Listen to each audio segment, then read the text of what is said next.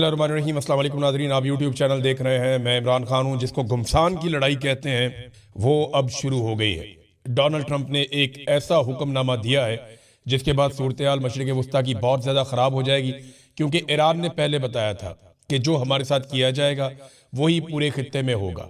Iran ने कहा था कि अगर हमारी एनर्जी की साइट्स को तबाह किया गया, या हमारी रिफाइनरीज को नुकसान पहुंचाया गया, या हमारी उन फैसिलिटीज़ को जिनके ज़रिए से हम तेल निकालते हैं और पहुंचाते हैं उनको तबाह किया गया, तो बाकी खित्ते का भी कुछ नहीं बचेगा।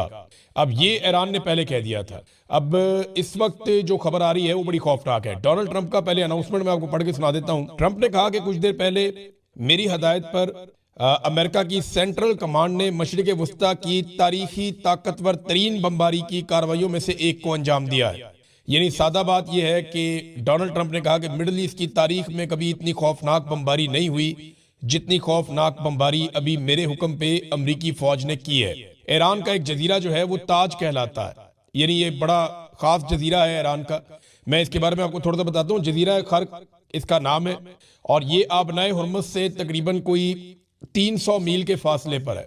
यानी अगर आप पर्शियन गल्फ देखें ना, तो जहाँ पे आबनाए हुर्मुज़ है उससे अगर आप पाकिस्तान के अपोजिट साइड पे जाएं, दूसरे ममालिक जहाँ पे सऊदी अरब है, यूएई है, ओमान है, ऊपर जाके कतर है, इस तरफ अगर आप जाएं तो आपको यहाँ पे ये जजीरा मिलता है। ये जजीरा खर्क अगर आप नक्शे के अंदर देखें तो ये आपको इस जगह पे दिखाई दे रहा है। ये 300 मील दूर है आबनाए हुर्मुज़ से, और ईरान की जो मेन लैंड है, जो ईरान की मेन सरजमीन है, वहां से ये लगभग समुद्री रास्ते से 25 किलोमीटर के फासले पर है।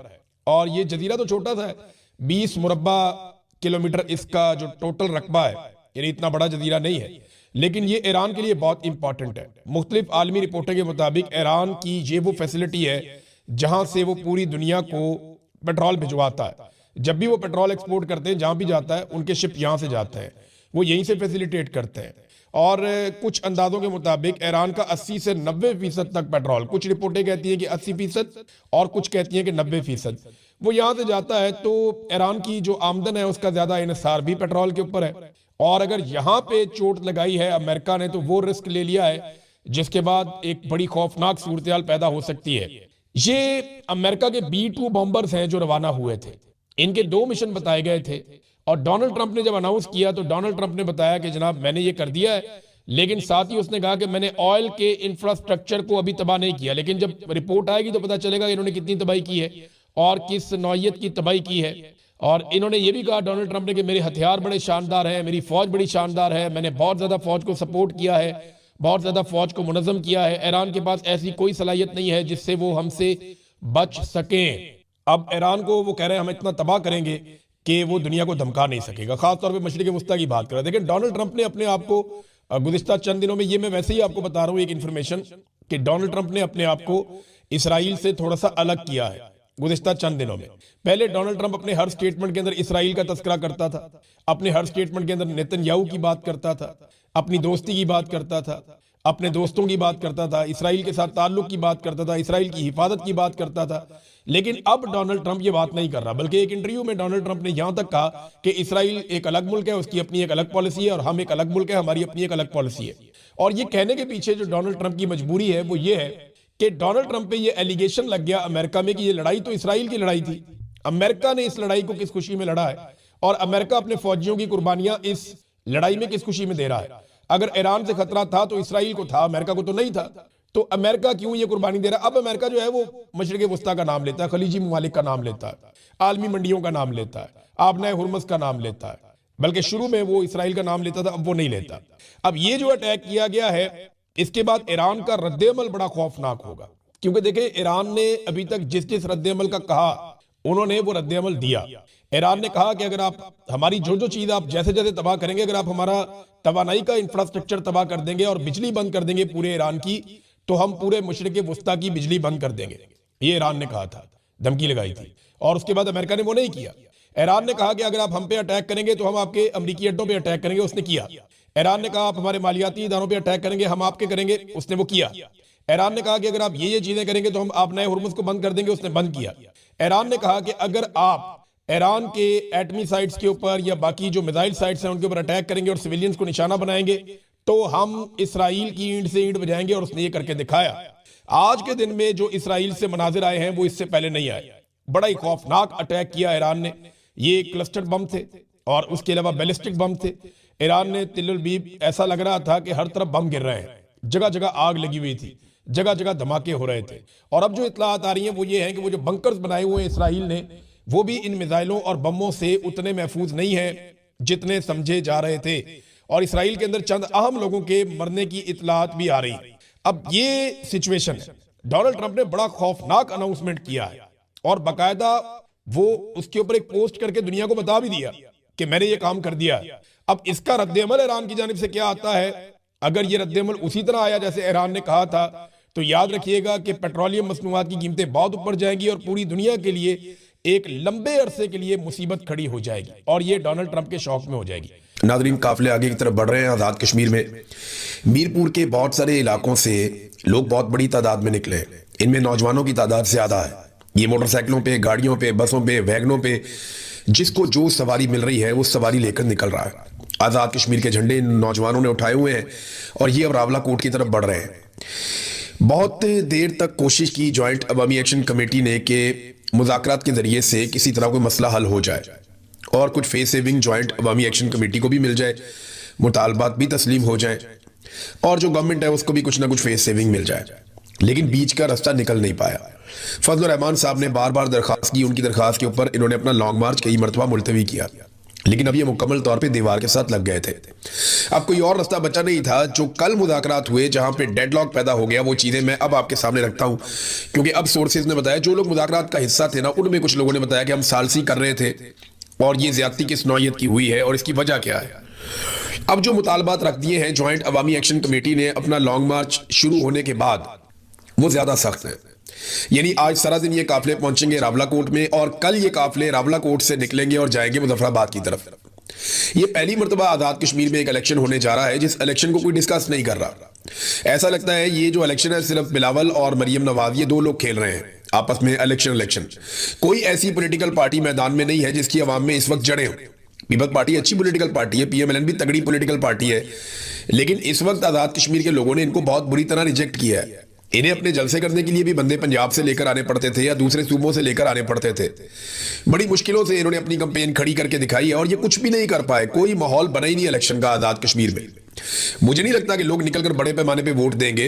हाँ, ये इलेक्शन का रिजल्ट आ सकता है जैसा कि मिलिट्री एस्टेब्लिशमेंट चाहेगी, वहां का सेक्टर कमांडर फैसला कर ले और वो ये कहे जनाब इतने वोट निकालने, तो उतने निकल ही आएंगे। नवाज शरीफ का हल्का आपके सामने है जो किया गया यास्मीन राशिद के खिलाफ, और बहुत सारे हल्के ऐसे ही हैं। 17 सीटों वालों को हुकूमत बनाकर दे दी पाकिस्तान में आसिम मुनीर साहब ने, तो ये कुछ भी कर सकते हैं। आजाद कश्मीर में इलेक्शन चोरी करना तो कोई बड़ी बात नहीं है। अब जो मुतालबात हैं उनमें पहला मुतालबा यह है कि आईजी लियाकत समेत तमाम रेंट अफसरान को बेदखल किया जाए आजाद कश्मीर से। नंबर 2, मुमताज राठौर इस्तीफा दे। नंबर 3, तमाम मुकदमात और नोटिफिकेशंस की मनसूखी की जाए। जाली मुकदमा जितने भी हुए हैं, जो नोटिफिकेशन जारी किए गए हैं कलअदम करार देने का, या ये जो 4th शेड्यूल में नाम डाल दिए गए, ये सारी चीजें खत्म की जाएं। नंबर 4, शोहदा का जो नाहक खून है उसका हिसाब दिया जाए, मुकदमा दर्ज किए जाएं और जितने भी लोग कैद हैं सियासी नुक्ता नजर से जिनका इख्तलाफ था उन्हें कैद कर दिया गया, जेलों में डाल दिया गया। हमारे अपने एक साथी अहमद फरहाद साहब इसमें इस वक्त कैद में है और बड़ी तकलीफ में है, वो बीमार भी थे, उन पर बहुत दबाव डाला गया कि तुम एक वीडियो बनाओ और घर जाओ। उन्होंने इनकार कर दिया, वीडियो मैं नहीं बनाता। बहुत दबाव डाला एजेंसियों ने उन पर, लेकिन उन्होंने वीडियो नहीं बनाई। तो वो कह रहे जी कि जो जितने कैदी हैं उनको भी रिहा किया जाए। और फिर आखिरी यह है कि जितने पुराने मुतालबात थे वो सारे मुतालबात मंजूर होंगे तो हम मुज़ाकरात की टेबल पे अब बैठेंगे। वो मुतालबात क्या है ये हम सब जानते हैं। उनके 38 मुतालबात थे, जिनमें मेन और बड़ा मुतालबा ये था कि आप नोटिफिकेशन के जरिए से ये जो नशिस्तें हैं जम्मू कश्मीर वाली, इनको खत्म कर दें या इनका किरदार खत्म कर दें हुकूमत बनाने और गिराने में। अब ये बड़ा जायज मुतालबा है कि आजाद कश्मीर की हुकूमत बनती है, बाहर से आ जाते हैं बंदे और वो आगे हुकूमत बनाते हैं और गिराते हैं। अगर ऐसे ही पंजाब में हुकूमत बन रही हो और सिंध से या खैबर पख्तूनख्वा से लोग आकर हुकूमत बनाएं और गिराएं तो कैसा लगेगा। लेकिन कश्मीर का एक मसला बड़ा हसास भी है, क्योंकि अक़वाम मुत्तहिदा की करारदादों के मुताबिक यहाँ पे इस्तिस्वाब राय होना है। लेकिन जो मकबूजा कश्मीर के लोग मुहाजिरीन आए हुए हैं वो आज़ाद कश्मीर की हुकूमत कैसे बना और गिरा सकते हैं। अगर उन्होंने हुकूमत बनानी और गिरानी है तो मकबूजा कश्मीर की हुकूमत बनाने और गिराने में उनका रोल होना चाहिए ना। अपने अपने इलाके में हर बंदे का वोट होता है। मसला यहां पे भी नहीं है। अगर वो इलेक्शन भी फ्री एंड फेयर हो और कश्मीरी ही वोट डालें तो फर्क पड़ता है। लेकिन इलेक्शन फ्री एंड फेयर होता नहीं और मिलिट्री एस्टेब्लिशमेंट अपने बंदों को ले आती है बाहर से और उनके जरिए से हुकूमतें बनाती है, हुकूमतें गिराती है, उनको वजारतें देती है, अहम तरीन वजारतें उनको दी जाती हैं। तो ये एक प्रॉब्लम है जिसका कोई हल निकल नहीं रहा था। बहरहाल लोगों के मनाजिर नजर आ रहे हैं, अलग अलग सड़कों पर बड़ी तादाद में लोग आगे की तरफ बढ़ रहे हैं। ये रावला कोर्ट जा रहे हैं और रावला कोर्ट जाकर ये अपने मुतालबात के हक में फिर मुजफ्फराबाद की तरफ जाएंगे। इनको रोकना कैसे है वो मैं बताता हूं अभी ये क्या कर रहे हैं। सेक्टर कमांडर और बिलावल, ये जो आखिरी मरहला हुआ मुज़ाकरात का, ये लोग गालिबन मुजफ्फराबाद में थे, कुछ लोग मुजफ्फराबाद में थे, कुछ लोग रावला कोर्ट में थे और कुछ लोग टेलीफोन के ऊपर या ऑनलाइन इनके साथ राब्ते में भी थे, फैसिलिटेट किया गया था। मिसाल के तौर पर आईनी माहिर है आसिफ साहब, मियां आसिफ, ये कानूनी नुक्ता नजर से मुशावरत कर रहे थे। तो इन्होंने कहा जी कि आप ऐसा कर लें कि एक नोटिफिकेशन जारी करवा दें, लेकिन फिर जो एस्टेब्लिशमेंट है वो पीछे हट गई, जो बातें तस्लीम हुई थी उनसे भी पीछे हट गई। अफशा कियानी साहिबा जो ह्यूमन राइट्स के हवाले से वो भी यहाँ पे मौजूद थी। फिर जो एक PUF है उसके चेयरमैन भी यहाँ पे मौजूद थे और फिर ज्वाइंट अवामी एक्शन कमेटी के लोग भी थे। एक अजीबोगरीब चीज हुई है जो मुझे आज पता चली और मैं ये चीज कभी कहना नहीं चाहता, लेकिन क्योंकि पाकिस्तान का मसला बन गया है, कश्मीर का मसला बन गया, मसला बहुत हसास है, तो इस पे सबको तवज्जो देनी चाहिए। खास तौर पे आर्मी चीफ को जरूर देखना चाहिए और वजीर आज़म को भी देखना चाहिए कि मिलिट्री इंटेलिजेंस और ISI के बीच में क्या चल रहा है। ब्रिगेडियर फाइक के हवाले से मुझे सोर्सेज ने यह बताया कि उन्होंने ये गिला किया ब्रिगेडियर फाइक ने कि आप MI के कहने के ऊपर यह एहतजाज कर रहे हैं, आप MI के कहने के ऊपर आप आगे बढ़ रहे हैं, लॉन्ग मार्च का ऐलान कर रहे हैं, आप ज्यादती कर रहे हैं, आपके पीछे MI का हाथ है। ये ताना उन्होंने दिया, MI आपको बैक करती है, इनके कहने पर आप लॉन्ग मार्च कर रहे हैं। तो ये एक सर जंग चल रही है मिलिट्री इंटेलिजेंस में और ISI में। ये बहुत सारे लोग पहले भी रिपोर्ट करते रहे और बार बार इसके ऊपर बात होती है कि जनाब इस वक्त जो मिलिट्री इंटेलिजेंस है और जो ISI है इनके बीच में एक सर्द जंग जारी है, इख्तियारात के लिए, ताकत के लिए, आने वाले ओहदों के लिए। तो अब ये जो और दोनों लोग जो है वो आसिम मुनीर के तो बहुत करीब है, लेकिन मामला ये है कि कौम तनख्वाह इनको आपस में लड़ने के लिए नहीं देती। हम पाकिस्तानी जो अपने खून पसीने की कमाई से टैक्स देते हैं, जो पैसा देते हैं, वो पैसा हम इसलिए नहीं देते आपको कि आप लोग आपस में लड़ाई करें या एक दूसरे से मुकाबला करें। हम आपको पैसा देते हैं, तनख्वाह देते हैं, नौकरी देते हैं इसलिए कि आप हमारे दुश्मन से मुकाबला करें और दुश्मन के अज़ाइम को नाकाम बनाएं। दहशतगर्दी बढ़ती चली जा रही है, बढ़ती चली जा रही है, कहीं पे भी कंट्रोल नहीं हो रही और आप आपस में लड़ रहे हैं ज्यादा इख्तियार और ज्यादा इख्तियार और ज्यादा कंट्रोल के लिए। तो इदारा जाती कंट्रोल की इस लड़ाई में आप पाकिस्तान के ऊपर अपना कंट्रोल लूज कर रहे हैं। आपने मिलकर दुश्मन का मुकाबला करना था, आप आपस में मुकाबला कर रहे हैं। ये एक चीज सामने आई, मेरे लिए हैरान कुन भी थी, परेशान कुन भी थी। मेरे ख्याल में इसके ऊपर इंक्वायरी जरूर करनी चाहिए और चेक करना चाहिए कि क्या एजेंसियों का आपस में ऐसा मुकाबला चल गया कि एक कहती है निकलो, दूसरी कहती है ना निकलो। ये माजी में चीजें होती रही है और बहुत अफसोसनाक है। इसको फौरन, अगर तो ऐसा कुछ है तो इसको फौरन रोकना चाहिए। मुझे आजाद कश्मीर के लोगों ने यह बात बताई है। 14,000 पुलिस वाले पंजाब से अब निकाले गए हैं और उन्हें पहुंचाया गया आजाद कश्मीर में। ये क्या करेंगे? इलेक्शन चोरी करेंगे, मार कुटाई करेंगे और क्या करेंगे? और इनको आता क्या है? यही करना आता है। लेकिन एक बड़ा वैक्यूम पैदा हो गया पंजाब में। खास तौर पे 3-4 इजला ऐसे हैं जहां पे काफी बेचैनी पैदा हुई पुलिस में कि हमें तो बहुत सख्त हालात का सामना है। पहले ही हमारे नाकों के ऊपर हमें पुलिस की पहले ही नफरी कम है, पहले ही हम यहाँ डबल ड्यूटियां करके दहशतगर्दी से बच रहे हैं। क्योंकि याद रखिएगा कि खैबर पख्तूनख्वा के जो कुछ इजला है, जैसा DI खान टांक और ये ऊपर वाले जो इस्लाम बन्नू वगैरह, इनके साथ नीचे जो पंजाब के इजला लगते हैं, यहाँ पे दहशतगर्दी के कुछ वाकयात हो चुके हैं और इस बात का हर वक्त खतरा रहता है कि खैबर पख्तूनख्वा का जो दहशतगर्दी से मुतासरा इलाका है, वहां से पंजाब के अंदर दहशतगर्द दाखिल होंगे। और अब सूरत हाल ये है कि मियाँ वाली, भक्कर, लिया, DG खान, इन जगहों पे पुलिस के अंदर एक बेचैनी है कि हमारी नफरी कब हो गई है, यहां से नफरी को उठाकर आजाद कश्मीर ले गए हैं, तो हम दहशतगर्दी के खिलाफ जो हम एक लगातार कोशिश कर रहे थे उसको हम कंटिन्यू कैसे करें। बिस्मिल्लाहिर्रहमानिर्रहीम, अस्सलाम वालेकुम नाज़रीन, आप YouTube चैनल देख रहे हैं। मैं इमरान खान हूँ। बड़ी खबर यह है कि इमरान खान साहब की कुछ उनके सियासी लोगों से और उनकी बहनों से उनकी मुलाकात हो गई है और ये मुलाकात लंबे अरसे के बाद करवाई गई है। ये अचानक से ये डेवलपमेंट हुई है। बहुत बड़ी तादाद में कारकुन पहुंचे थे, अडियाला जेल के बाहर नारेबाजी हो रही थी और कारकुन तो हिम्मत हारते नहीं है। वो हर मरतबा जब मुलाकात का दिन होता है वो पहुंच जाते हैं अडियाला जेल के बाहर और सख्तियों के बावजूद, गिरफ्तारियों के बावजूद वो वहां जाते हैं। अब इमरान खान साहब की बहनों को वहां पे आज एक अजीब चीज ये देखी गई कि गाड़ी समेत उन्हें अंदर जाने की इजाजत दे दी गई और वहां जो लोग मौजूद थे वो कह रहे थे जी, पुलिस वाले ने बाकायदा हाथ से ऐसे इशारा करके सलूट की तरह का उन्हें अंदर जाने के लिए बुलाया। दिल से तो सारे इज्जत ही करते हैं ना, इमरान खान की फैमिली है और ये सारे कुर्बानियां भी दे रहे हैं। अभी इमरान खान की एक बहन के 2 बेटे गिरफ्तार कर लिए गए। एक बहन का एक बेटा जो है वो लंबे अरसे से अभी तक कैद में 2 साल हो गए, उसे मिलिट्री कोर्ट ने सजा दी हुई है 10 साल की। फिर जो इमरान खान ने बर्दाश्त किया, उनकी पार्टी ने बर्दाश्त किया, तो लोग इज्जत तो करते हैं, चाहे सरकारी मुलाजिम हो या कोई भी। तो गाड़ी समेत इमरान खान साहब की फैमिली को अंदर जाने दिया गया मुलाकात करने के लिए। कुछ किताबें भी इमरान खान साहब को पहुंच गई हैं। ये किताबें आप देख सकते हैं अपनी स्क्रीन पे। ये द ब्लैक जैकोबिन्स और रीओपनिंग मुस्लिम माइंड्स और लॉस्ट इस्लामिक हिस्ट्री एक किताब ये है। डिफरेंट जो राइटर्स हैं उन्होंने ये किताबें लिखी हुई हैं। फलस्तीन के ऊपर एक किताब है, सलाउद्दीन अयूबी पे एक किताब है, और एक जो है वो खिलाफत के ऊपर एक किताब है, the history of an idea. तो ये डिफरेंट 6 किताबें अभी इमरान खान साहब को पहुंचाई गई हैं। अब जितनी किताबें इमरान खान साहब ने पढ़ ली है ना, शहबाज शरीफ की शायद सारी काबीना ने नहीं पढ़ी होंगी, बल्कि इस वक्त जो सारे के सारे कोर कमांडर हैं उनको इकट्ठा कर लें, उन्होंने मिलकर इतनी किताबें नहीं पढ़ी होंगी जितनी इमरान खान साहब ने किताबें पढ़ ली हैं। वो एक पढ़े लिखे आदमी है, उनके पास बहुत ज्यादा नॉलेज है चीजों का, और एक लीडर जो है वो उसका विजन ज्यादा होता है आम लोगों से। तो इमरान खान जो है वो डिफरेंट आदमी है, और उन्होंने अपना वो टाइम जो जेल के अंदर लोग जाया कर देते हैं माफीनामे लिखने में, इमरान खान साहब ने वो टाइम किताबें पढ़ने में लगाया, और उन्होंने दीनी तालीम और दीगर चीजें हासिल करने में लगाया। तो ये वक्त भी इमरान खान ने जाया नहीं किया। बहरहाल कुछ लोग तावीलें दे रहे हैं कि जनाब ये कोई हवा बदल रही है, कोई मौसम बदल रहा है, तो ऐसा मुझे नहीं लगता। उसकी वजह यह है कि कल ही पाकिस्तान तहरीक इंसाफ के लोगों को सजाएं हुई हैं, अभी 1-2 दिन में और सजाएं हो जाएंगी। इमरान खान के बेटों को वीजे अभी तक नहीं मिल रहे। अलीमा खान के बेटे जो हैं वो गिरफ्तार हो गए हैं हाल ही में, लगातार सजाएं हो रही हैं, नाअहलियां हो रही हैं, छापे मारे जा रहे हैं। हालांकि असद कैसर और तर्जुमान जो है इमरान खान साहब के नियाजुल्लाह नियाजी, इन जैसे जो लोग हैं उनके घरों पे भी छापे मारे जा रहे हैं।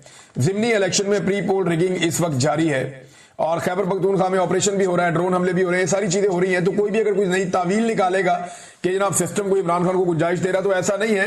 लगता है कि एस्टेब्लिशमेंट हुकूमत से अपना कोई बहुत जरूरी काम निकलवाना चाहती है, या कोई बैरूनी और अंदरूनी दबाव आया हुआ है।